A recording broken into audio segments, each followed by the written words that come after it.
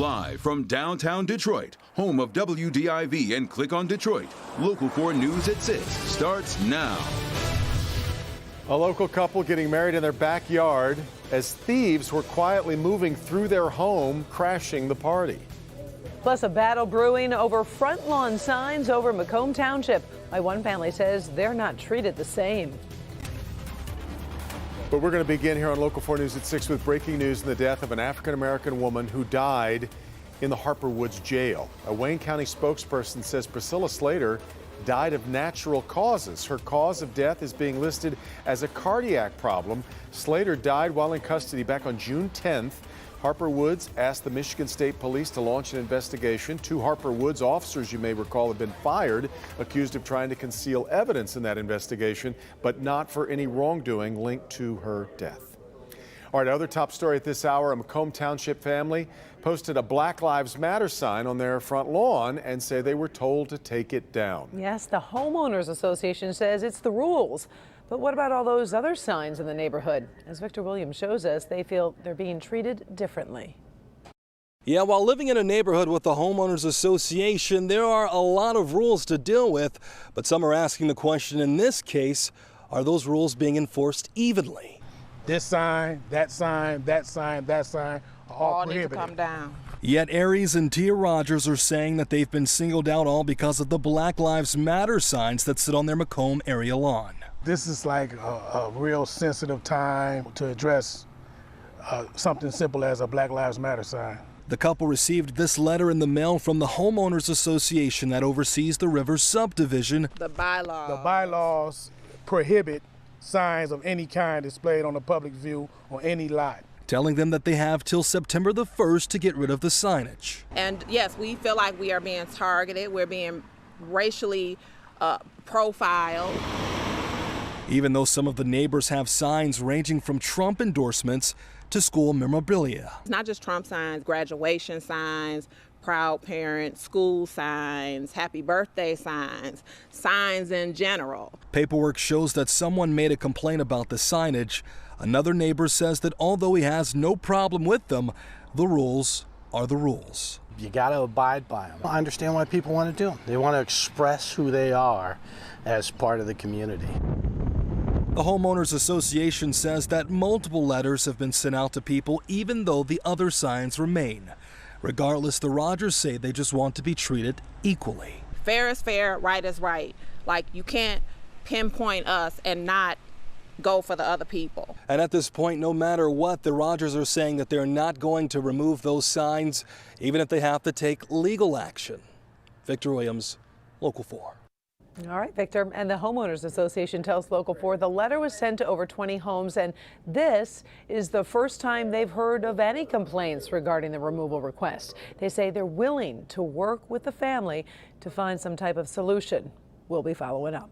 Well, it was supposed to be the happiest day of their lives. A Melvindale couple exchanged their vows on Saturday. But that happiness was taken by a few wedding crashers. Sean Lay shows us what happened after they tied the knot that left them searching for answers. Sean? This beautiful couple planned a beautiful day, but wedding crashers left them crushed.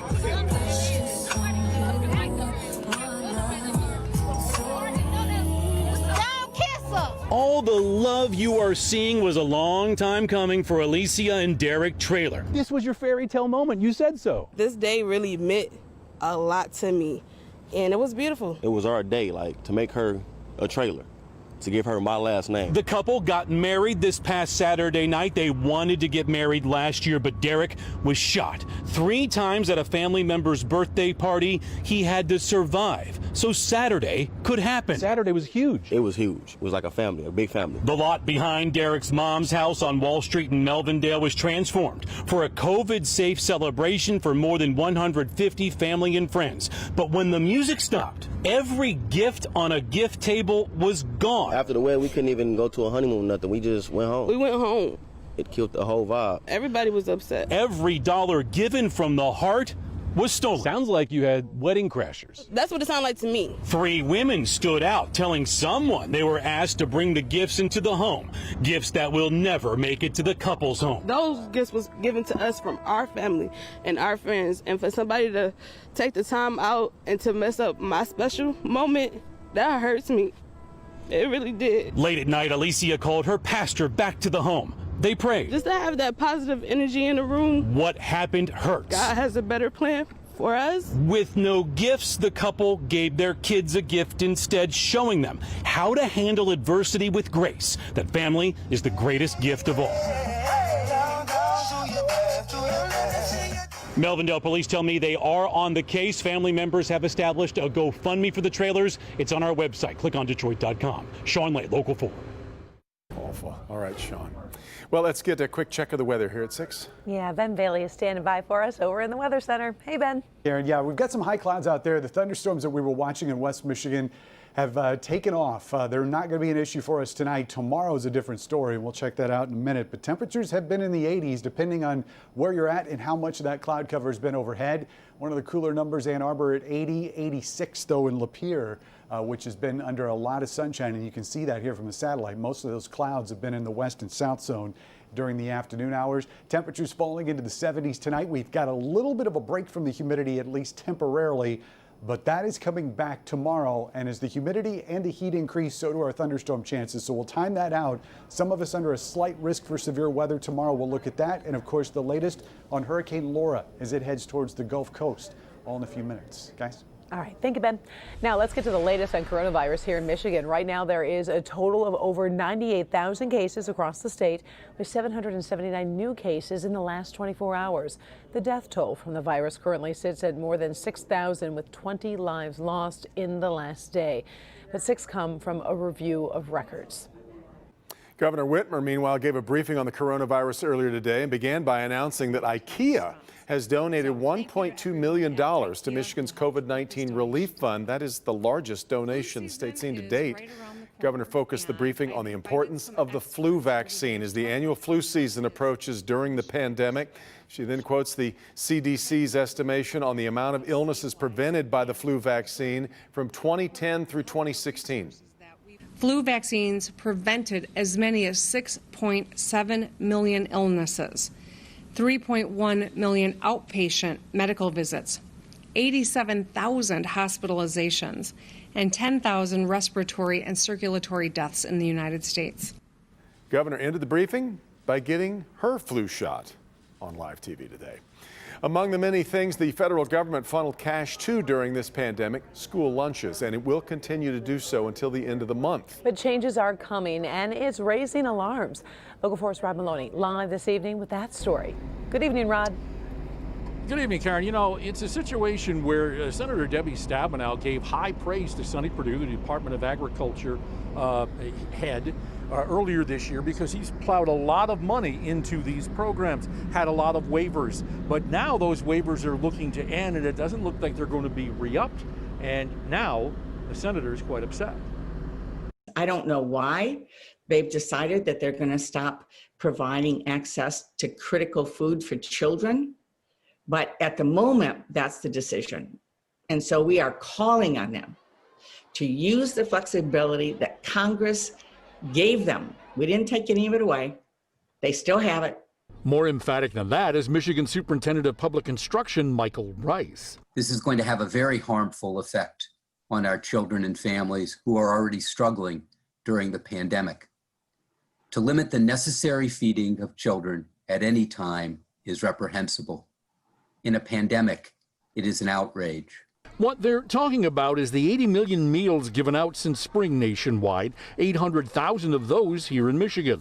The waiver system put into place by the Department of Agriculture made it so parents could go to one place and pick up food for their children and do so a week at a time. When the waivers end, parents will have to go to each school and can only get food for 5 days. I do know there's obviously a big push to have kids go back to school. I sure would hate to think that somehow holding access to food over their heads and their parents' head and the school's heads would be used in that process. Reached out to the Department of Agriculture today, got this statement back, quoting the Secretary of Purdue. USDA is committed, DA is committed, to feeding children in need and ensuring that they continue to have access to nutritious meals during the pandemic. The USDA has already provided a range of flexibilities that extend through all of the school year 2020 to 2021 to ensure students who are eligible for free or reduced price meals will still be able to receive their meals. Reporting live, Rod Malone, Local 4. All right, thank you, Rod. Earlier on First at 4, we showed you some of the tips that can help students adjust better to in-home learning. Well, what about parents? Paula Tutman shows us how they can make the transition to successful in-home learning. Children often feel the same way their parents feel. And so if you are stressed out, angry, or pessimistic about remote learning, it is almost guaranteed your child will feel the same way. Because if their students see them frustrated and say, and hear their parents keep talking about, this is not going to work, it's dumb, we're going to struggle, then that's just going to translate right to their kids' mindset. And so they really have to have an open, positive mindset. Brian Kloschek is the superintendent for Michigan Connections Academy, a remote learning academy that's been doing online learning for more than a decade. And he says the most important thing parents can do right now is get excited, get ready, and create a space between home and school in the home. AJ is 14 years old, and she and her brother Alexander have a fantastic morning commute from their bedrooms to their learning spaces.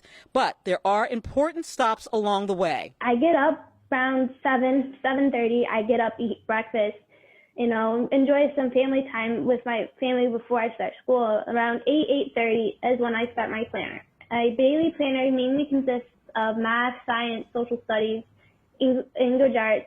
She can't show up to school in her pajamas. She has to be in regular clothes. There might be a pajama day.